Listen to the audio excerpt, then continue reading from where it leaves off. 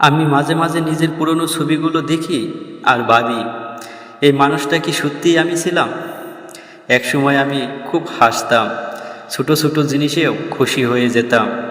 বন্ধুদের সাথে আড্ডা, পরিবারের সাথে সময়, জীবন তখন অনেক সহজ ছিল। কিন্তু সময় বদলালো, ধীরে ধীরে মানুষও বদলালো, আর আমিও বদলে গেলাম। যাদেরকে নিজের ভাবতাম তারাই একদিন দূরে চলে গেল। যাদের জন্য রাত জেগে চিন্তা করতাম তারাই হয়তো কোনোদিনও বুঝতেই পারেনি আমার গুরুত্ব।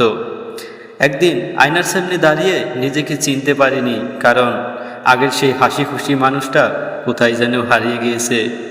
তবু একটা জিনিস আজও রয়ে গিয়েছে, স্মৃতি।